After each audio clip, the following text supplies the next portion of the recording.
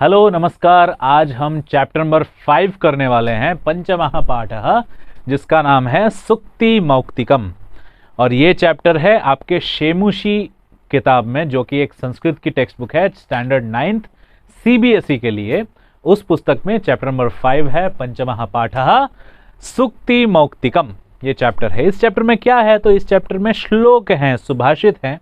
Total 8 सुभाषित हैं, अलग अलग ग्रंथों में से लिए गए हैं। जैसे कि यहाँ पे देख रहे होंगे, मनुस्मृति, विदुर नीति, चाणक्य नीति, ऐसे अलग अलग ग्रंथों में से 8 ग्रंथों में से 8 श्लोक आपको दिए गए हैं, सुभाषित दिए गए हैं, जो कि हमारे जीवन के लिए, हमारे लाइफ के लिए बहुत ही ज्यादा इंपॉर्टेंट है, महत्वपूर्ण है। No matter where ever you live, no matter what ever time you read this, कभी भी आप पढ़ो, कहीं भी आप पढ़ो, कभी भी समझो, कहीं भी समझो, ये हमेशा के लिए ये आपको हेल्प करेंगे, आपके लिए बेनिफिशियल हैं ये सारे ही श्लोक। तो देखते हैं क्या कहा गया है इसमें सुक्ति मौक्तिकम में। पहले सुभाषित की ओर बढ़ते हैं, पहले श्लोक की ओर बढ़ते हैं। वृत्तम यत्नेन संरक्षेत वित्तमेति च याति च अक्षीणो वित्ततः क्षीणो वृत्ततस्तु हतो हतः। मनुस्मृति का श्लोक है कि वृत्तम यत्नेन संरक्षेत। वृत्तम शब्द का अर्थ होता है योर बिहेवियर। हाँ, आपका जो बिहेवियर है, आपका जो ओन सेल्फ है, हाँ, आपकी जो अच्छी भावना है, उसको कहते हैं वृत्तम।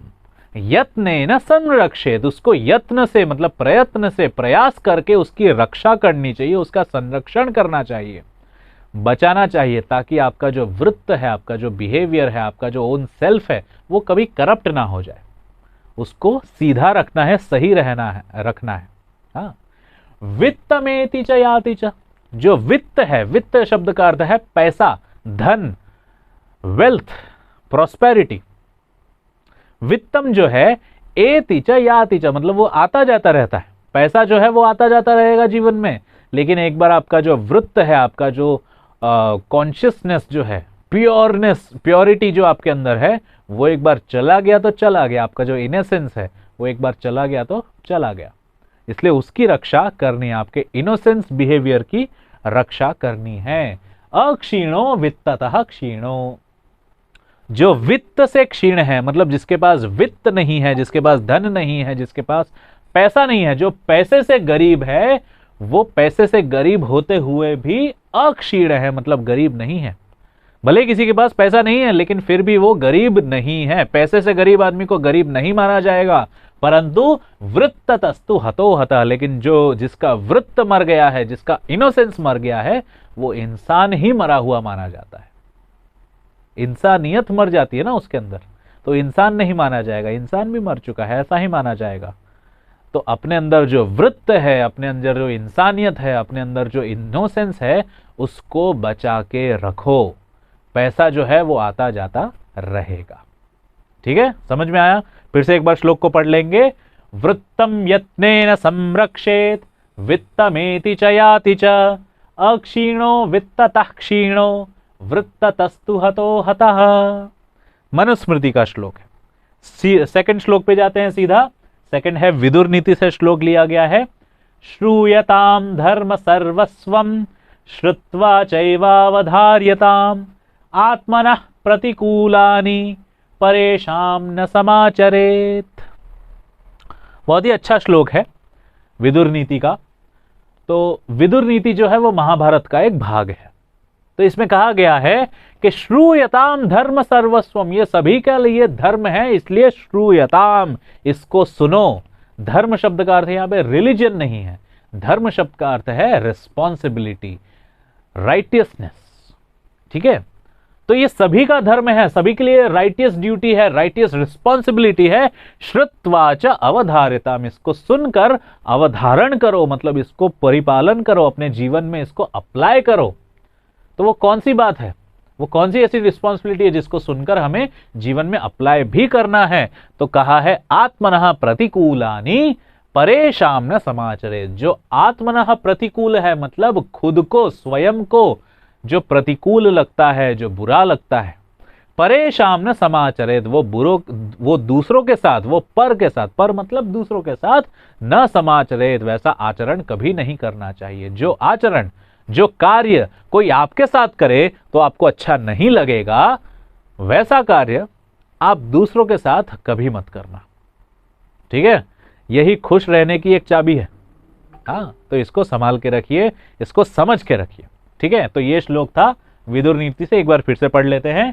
श्रूयताम धर्म सर्वस्वम श्रुत्वा चैवावधार्यताम आत्मनः प्रतिकूलानि परेशान न समाचरेत। ठीक है, तीसरा श्लोक है चाणक्य नीति से, देख लेते हैं। प्रिय वाक्य प्रदानेन सर्वे तुष्यन्ति जन्तवः तस्मात् तदेव वक्तव्यम वचने का दरिद्रता। बहुत अच्छी बात की गई है कि प्रिय वाक्य प्रदानेन तुष्यन्ति सर्वे जन्तवः, सर्वे तुष्यन्ति जन्तवः। प्रिय वाक्य के प्रदान से, मतलब प्रिय वाक्य बोलने से, अच्छी बातें करने से, अच्छी तरह से बात करने से सभी जंतु जो हैं, मतलब सभी जीवंत लोग जो हैं, जीवंत प्राणी, पशु, मानव, जो भी लोग हैं, तुष्यन्ति, तुष्यन्ति मतलब संतुष्ट होते हैं, खुश होते हैं, प्रसन्न होते हैं। जितने भी लोग हैं, जितने भी पशु हैं, जितने भी पक्षी हैं, उनके साथ अच्छे से व्यवहार करने से, अच्छे से बात करने से वो संतुष्ट होते हैं, प्रसन्न होते हैं, खुश होते हैं। तो इसीलिए सबके साथ अच्छे से बात कीजिए। अगर सबके साथ अच्छे से बात करने से सब लोग संतुष्ट होते हैं, खुश होते हैं, प्रसन्न होते हैं, तो उसी तरह से सबके साथ बात करनी चाहिए। तस्मात् तदेव वक्तव्यम, तस्मात् मतलब इसी कारण से, तदेव वक्तव्यम वही बोलना चाहिए, मतलब उसी प्रकार से बात करना चाहिए। वचने का दरिद्रता, के वचन में कैसी दरिद्रता है? दरिद्रता मतलब गरीबी, पॉवर्टी। आप पैसे से गरीब हो सकते हैं कि दूसरों को आप पैसे नहीं दे सक रहे हो, लेकिन वचन में कौन सी दरिद्रता है? वर्ड्स तो आपके पास हैं, शब्द तो आपके पास हैं, शब्दों का भंडार है, वोकैबुलरी है बहुत अच्छी। तो शब्द जो है वो अच्छे शब्दों का प्रयोग दूसरों के साथ कीजिए, अच्छा व्यवहार कीजिए दूसरों के साथ। वचने का दरिद्रता, के वचन में कोई भी दरिद्रता नहीं होती है। ठीक है, तो ये श्लोक था चाणक्य नीति से, एक बार फिर से पढ़ लेते हैं। प्रिय वाक्य प्रदानेन सर्वे तुष्यन्ति जन्तवः तस्मात् तदेव वक्तव्यम वचने का दरिद्रता। ठीक है, अब आगे बढ़ते हैं श्लोक नंबर 4। श्लोक नंबर 4 का जो स्रोत है, उसका जो ओरिजिन है, दैट इज फ्रॉम सुभाषित रत्न भांडागार। पिबन्ति नद्यः स्वयमेव नाम्भः स्वयं न खादन्ति फलानि वृक्षाः नादन्ति सस्यं खलु वारिवाहाः परोपकाराय सतां विभूतयः। पिबन्ति नद्यः स्वयमेव नाम्भः, कि जो नद्यः मतलब नदियां हैं, स्वयमेव मतलब वो स्वयं ही, खुद ही अपना अंभ मतलब अपना पानी नहीं पीती हैं। नदियों में जो पानी होता है वो दूसरों के लिए होता है, पशुओं के लिए, पक्षियों के लिए, मानवों के लिए, खेतों के लिए, दूसरों के लिए होता है पानी। जो नदियां हैं वो स्वयं अपना पानी पीती हैं क्या? नहीं। पिबन्ति नद्यः स्वयमेव नाम्भः न अंभः, अपना पानी, अपना अंभ स्वयं नहीं पीते हैं। स्वयं न खादन्ति फलानि वृक्षाः, जो वृक्ष हैं, पेड़ हैं, वे भी स्वयं अपना फल नहीं खाते हैं। उनका फल जो है वो दूसरों के लिए ही होता है। हाँ, जो वृक्षों पे जितने बर्ड्स रहते हैं, जितने एनिमल्स रहते हैं, उनके लिए वो फ्रूट्स रहते हैं। ह्यूमन बीइंग्स भी वो फ्रूट्स खाते हैं। वृक्ष जो है, ट्रीज जो है, वो स्वयं अपना फल नहीं खाते हैं, वो हमेशा दूसरों के लिए होता है। नादन्ति सस्यम खलु वारिवाहा, जो सस्य है मतलब क्रॉप्स है, उसको वारिवाहा मतलब जो क्लाउड्स हैं वो स्वयं तो नहीं खा जाते हैं ना। न अदंती मतलब नहीं खाते हैं। जो वारिवाह मतलब क्लाउड्स हैं, बादल हैं, वो क्रॉप्स को नहीं खाते। भले वो क्रॉप्स को पानी देते हैं, क्रॉप्स को उगाने के लिए, क्रॉप्स को ज्यादा ग्रो करने के लिए, अच्छी तरह से हृष्ट पुष्ट बनाने के लिए पानी की आवश्यकता होती है जो बादल से मिलता है। लेकिन वो बादल पानी इसलिए नहीं देता है कि क्रॉप्स बड़े हो जाए और क्रॉप्स को वही खुद खा ले, नहीं, वो स्वयं उस क्रॉप्स को नहीं खाता है। मतलब उनका खुद का लाभ कुछ नहीं है। तो इस तीनों उदाहरणों में, इन तीनों एग्जाम्पल्स में, पहले एग्जाम्पल्स में जो नदियों के बारे में बताया गया है, नदी का खुद का कोई उसमें प्रॉफिट नहीं है, खुद का कोई पर्सनल गेन नहीं है, खुद का कोई लाभ नहीं। सेकंड एग्जाम्पल में वृक्ष, मतलब जो ट्रीज हैं, पेड़ हैं, उनका भी खुद का कोई लाभ नहीं है, कोई पर्सनल गेन के लिए वो फल पैदा नहीं करते हैं, वो दूसरों के लिए होता है। थर्ड एग्जाम्पल में भी जो वारिवाह, मतलब जो क्लाउड्स हैं, बादल हैं, वो भी अपने फायदे के लिए, अपने खुद के पर्सनल गेन के लिए पानी देते नहीं हैं। तो इस दुनिया में जितने भी महापुरुष हैं, जितने भी ग्रेट पर्सनैलिटीज हैं, वो भी स्वयं का गेन देखे बगैर, स्वयं का प्रॉफिट देखे बगैर वो दूसरों के लिए ही अपना जीवन समर्पित करते हैं, और उसी को परोपकार कहा जाता है। परोपकाराय सताम विभूतयः, ये हमारे लिए विभूतियां हैं, मतलब ग्रेट है। ग्रेट पीपल जो है वो इस दुनिया को कुछ देने के लिए ही अपना जीवन जीते हैं, स्वयं कुछ प्रॉफिट के लिए नहीं जीते हैं। आप देखेंगे जितने भी हमारे फ्रीडम फाइटर्स भी थे, हाँ, सुभाष चंद्र बोस थे, शहीद भगत सिंह, चंद्रशेखर आजाद, वो दूसरों के लिए ही उन्होंने अपना संपूर्ण जीवन यापित किया है, समर्पित किया है। उनमें उनका खुद का कोई भी पर्सनल गेन नहीं था, वो सब हमारे लिए किया उन्होंने, इस देश को आजाद किया है, हाँ, स्वतंत्र किया है। तो वो भी ऐसे ही महापुरुष हैं, ठीक है। तो ऐसे ही आप लोग भी प्रयास कीजिए कि आप इस दुनिया को क्या दे सकते हैं। दुनिया से लेना तो सब लोग जानते हैं, आप दुनिया को दे क्या सकते हैं विदाउट एनी पर्सनल गेन, बिना किसी लाभ के, बिना किसी लोभ के, बिना किसी ग्रीड को रखे आप दुनिया के लिए क्या कर सकते हैं, ये सोचिए, ठीक है। तो ये था श्लोक नंबर 4 फ्रॉम सुभाषित रत्न भांडागार। एक बार वापस पढ़ लेते हैं। पिबन्ति नद्यः स्वयमेव नाम्भः, स्वयं न खादन्ति फलानि वृक्षाः, नादन्ति सस्यं खलु वारिवाहाः, परोपकाराय सताम विभूतयः। आगे बढ़ते हैं, श्लोक नंबर 5। ये श्लोक है मृच्छकटिकम पुस्तक से। मृच्छकटिकम एक ग्रंथ है जिसको कवि शूद्रक ने लिखा है, तो उससे ये श्लोक लिया गया है। एक बार पढ़ लेते हैं। गुणेष्वेव हि कर्तव्यः प्रयत्नः पुरुषैः सदा, गुणयुक्तो दरिद्रोऽपि नेश्वरैर्गुणैः समः। बहुत ही अच्छी बात कही गई है कि गुणेष्वेव हि कर्तव्यः प्रयत्नः पुरुषैः सदा, के एक पुरुष को, एक मनुष्य को प्रयत्नः कर्तव्यः, प्रयत्न करना चाहिए, प्रयास करना चाहिए, मेहनत करनी चाहिए। किस चीज के लिए? तो गुणेषु एव, गुण प्राप्त करने के लिए, किसी भी स्किल्स को सीखने के लिए, किसी भी नॉलेज को गेन करने के लिए एक व्यक्ति को, एक मनुष्य को हमेशा प्रयास करना चाहिए, प्रयत्न करना चाहिए। गुणेष्वेव हि कर्तव्यः प्रयत्नः पुरुषैः सदा, सदा मतलब ऑलवेज, हमेशा के लिए, हमेशा के लिए हमें ट्राई करना चाहिए, प्रयास करना चाहिए, प्रयत्न करना चाहिए कि हमारे अंदर अच्छे गुण आए, अच्छे स्किल्स आए, अच्छी क्वालिटीज आए, हम अच्छे बने। गुणयुक्तो दरिद्रोपि नेश्वरैर्गुणैः समः, कि गुणयुक्त जो दरिद्र है, दरिद्र मतलब गरीब इंसान, कि जो दरिद्र है परंतु गुणयुक्त है, मतलब उसके अंदर गुण है, वो गुणवान है, वो एक ऐसे पर्सन से बेटर है जिसके अंदर गुण नहीं है लेकिन फिर भी वो ऐश्वर्यवान है, मतलब वो अमीर है। एक अमीर अगुणी व्यक्ति से एक गुणी गरीब आदमी बेटर है। हाँ, इसलिए भले आपके पास पैसे हो या ना हो, आपको गुण जो है, स्किल्स जो है, नॉलेज जो है, क्वालिटीज जो है, वो गेन करने का प्रयास हमेशा करना चाहिए। क्योंकि एक गुणी व्यक्ति जो है, जिसके अंदर स्किल्स है, जिसके अंदर क्वालिटीज हैं, भले अभी उसके पास पैसा ना हो, वो पैसा कमा लेगा, वो सीख जाएगा, वो समझ लेगा कि पैसा कैसे कमाना है, किसी भी जगह पे क्या कैसे प्राप्त करना है, वो सीख जाएगा। लेकिन जो अमीर आदमी है, अगर उसके पास गुण नहीं है तो जितना पैसा उसके पास है वो भी वो लूज कर देगा, खत्म हो जाएगा, समाप्त हो जाएगा। इसलिए गुण जो है उसका महत्व, उसका इंपॉर्टेंस ज्यादा है कंपेयर टू मनी, ठीक है। इसलिए गुण को प्राप्त करने का हमेशा प्रयास हमें करना चाहिए। एक बार फिर से पढ़ लेते हैं।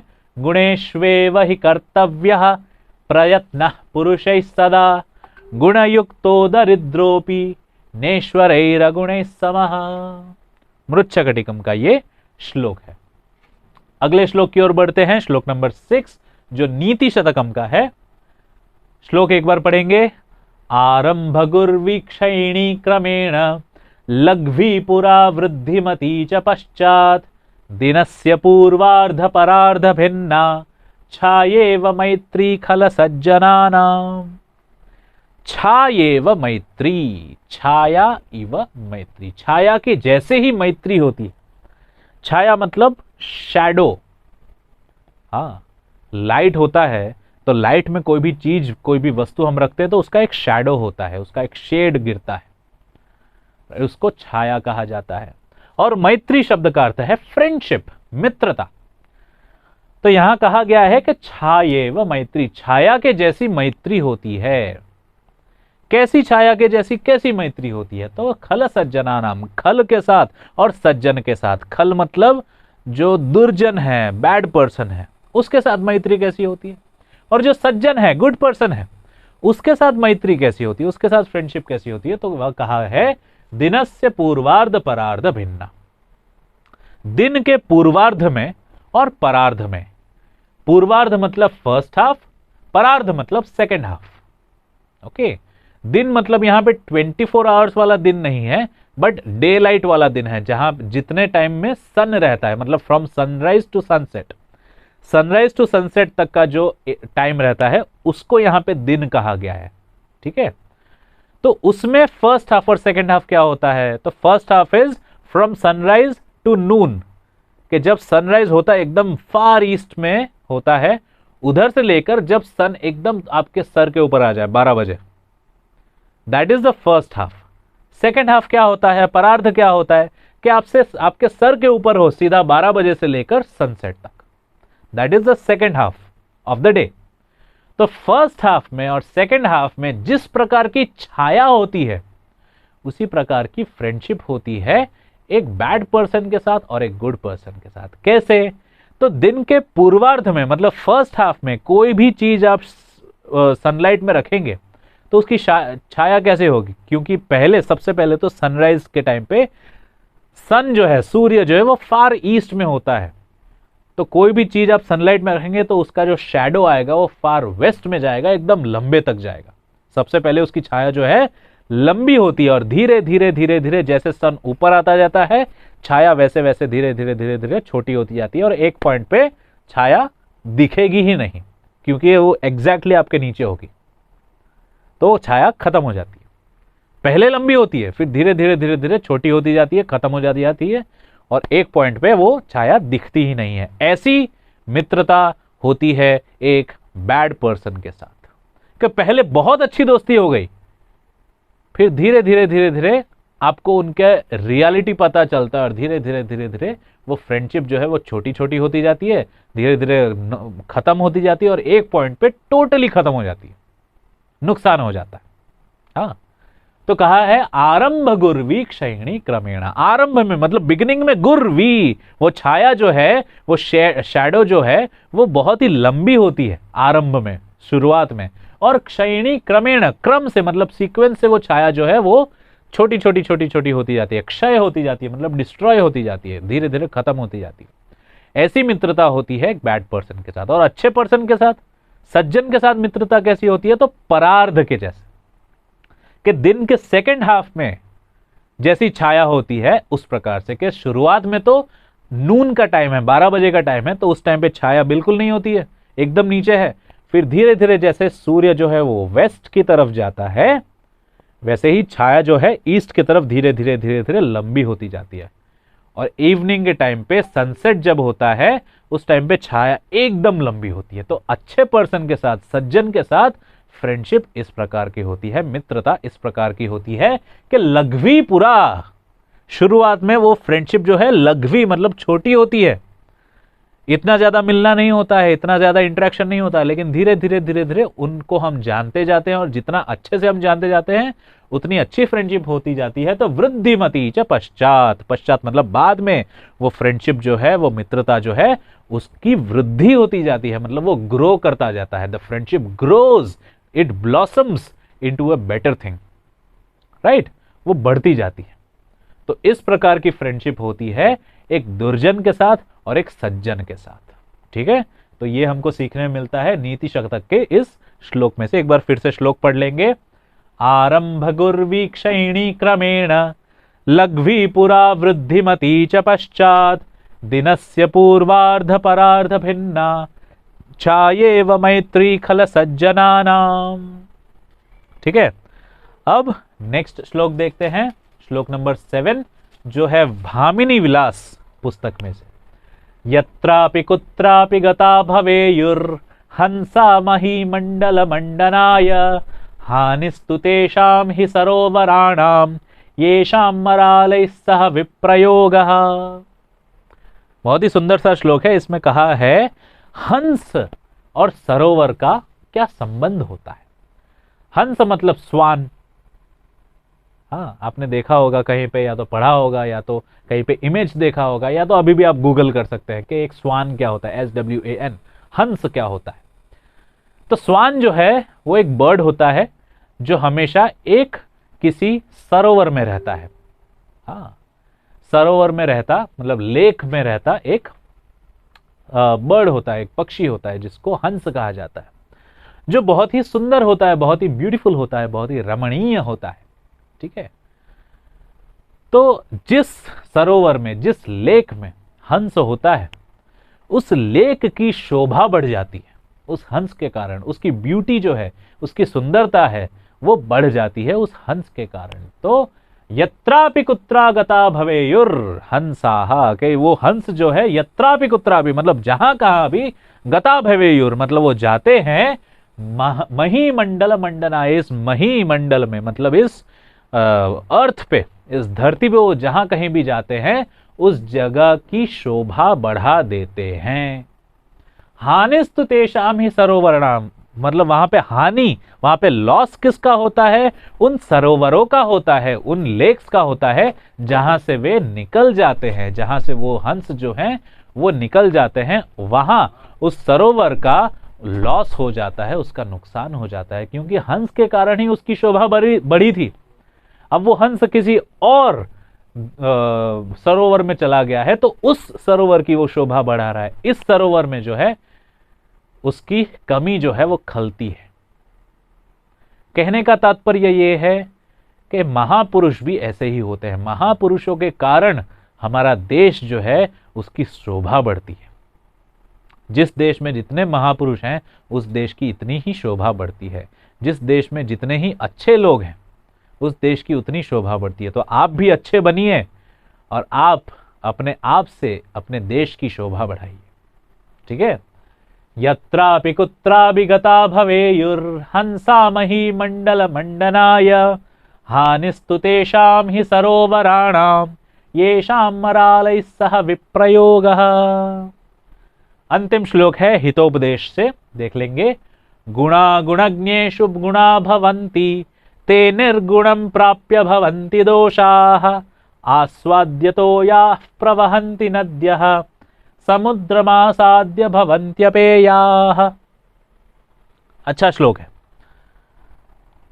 इसमें कहा है गुणा गुणज्ञेषु गुणा भवन्ति। गुण जो है, अच्छी क्वालिटीज जो है, अच्छे स्किल्स जो हैं, अच्छा नॉलेज जो है, अच्छा ज्ञान जो है, गुणाहा गुणज्ञेषु, गुणज्ञों के पास जाकर ही। गुणज्ञ मतलब क्या होता है, जो गुण को जानते हैं, जो गुण के बारे में जानते हैं, उसका इंपॉर्टेंस, उसका महत्व जो जानते हैं, उनको गुणज्ञ कहा जाता है। उनके पास जब कोई गुण आता है तभी वो गुण गुण कहलाता है। ठीक है, गुणज्ञों के पास अगर गुण आए तो ही वो गुण गुण कहलाता है, तभी वो क्वालिटी एक गुड क्वालिटी कहलाती है, तभी वो स्किल एक गुड स्किल कहलाता है। क्या होता है अगर किसी निर्गुण के पास वो गुण आ जाए, ते निर्गुणम प्राप्य भवंती दोषाः। एक निर्गुण व्यक्ति के पास वो गुण आ जाए, वो स्किल्स आ जाए, वो नॉलेज आ जाए, तो उस नॉलेज को, स्किल को गुण नहीं कहेंगे, हम कहेंगे उसको दोष, एक मिस्टेक कहेंगे, गलती करेंगे। क्योंकि अच्छे लोगों के पास अगर गुण आए तो उसका गुण का, उस नॉलेज का, उस ज्ञान का, उस स्किल का वो लोग अच्छा प्रयोग करेंगे, पॉजिटिव यूज करेंगे। अगर गलत लोगों के पास वो गुण चला जाए, वो स्किल चला जाए, वो नॉलेज चला जाए, तो उसका गलत उपयोग होगा। हाँ, बहुत अच्छा यहां पे एग्जाम्पल भी दिया है कि आस्वाद्य तोयाः प्रवहन्ति नद्यः, कि नदियों के अंदर जो तोय होता है, जो पानी होता है, जो जल होता है, वो आस्वाद्य होता है। आस्वाद्य मतलब मीठा होता है, पीने लायक होता है, स्वादिष्ट होता है। परंतु वही पानी जो नदी के अंदर बह रहा है, जो पीने लायक है, जो पशु पक्षी मानव सभी पीते हैं उस पानी को, खेतों में भी जिसका उपयोग किया जाता है, वही पानी जब अंततो गत्वा किसी समंदर में मिल जाता है, वो पानी जो है अब पीने लायक नहीं रहता।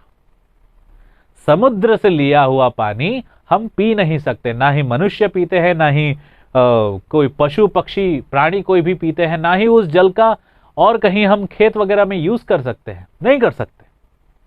वो पानी तो वही है जो नदी में था, वही आके यहां पे समंदर में मिला है, लेकिन फिर भी नदी में जब तक था वो पानी, तब तक वो यूजेबल था, तब तक वो ड्रिंकेबल था, तब तक वो पीने लायक था, पेयजल था। जब वही पानी समंदर में मिल गया है, अब वो पानी ड्रिंकेबल नहीं रहा है, पेय नहीं रहा है, अपेय हो गया है, नॉट ड्रिंकेबल। हाँ, वो पानी खारा हो जाता है, सॉल्टी वाटर हो जाता है, उसका कोई यूज, उसका कोई उपयोग नहीं रहता है वही पानी। उसी प्रकार से वही गुण है जो गुणज्ञ के पास जाके गुण बनता है, परंतु वही गुण जो है निर्गुण के पास जाके दोष बन जाता है। तो वही पानी जो है नदी में पीने लायक होता है, लेकिन समंदर में पीने लायक नहीं होता है। इसलिए खुद को गुणवान बनाइए, गुणज्ञ बनाइए, उन गुणों का, उन स्किल्स का, उस नॉलेज का किस तरह से अच्छा प्रयोग हो, पॉजिटिव यूज आप कर सके, ये सीखिए। नॉलेज तो नॉलेज है, उससे पॉजिटिव चीजें भी आप कर सकते हैं और नेगेटिव चीजें भी कर सकते हैं। तो प्रयास कीजिए कि पॉजिटिव चीजें आप ज्यादा कर सकें। ठीक है, एक बार फिर से पढ़ लेंगे। गुणा गुणज्ञेषु गुणा भवन्ति, ते निर्गुणं प्राप्य भवन्ति दोषाः, आस्वद्यतो याः प्रवहन्ति नद्यः, समुद्रमासाद्य भवन्त्यपेयाः। ठीक है, ये था आपका श्लोक हितोपदेश से। तो यहां पे आपका चैप्टर नंबर 5 पंचमः पाठः जो है सुक्ति मौक्तिकम, ये समाप्त होता है। ठीक है, तो इससे बहुत सारी चीजें हमको पता चलती हैं, हम समझ पाते हैं, जो हमारे जीवन में बहुत ही महत्वपूर्ण रहेंगे, बहुत ही इंपॉर्टेंट होंगे, बहुत ही बेनिफिशियल है। ठीक है, तो आप इन सारे श्लोकों को समझिए अच्छे से और जीवन में इसको अप्लाई कीजिए। ठीक है, धन्यवाद। वंदे मातरम। जय हिंद।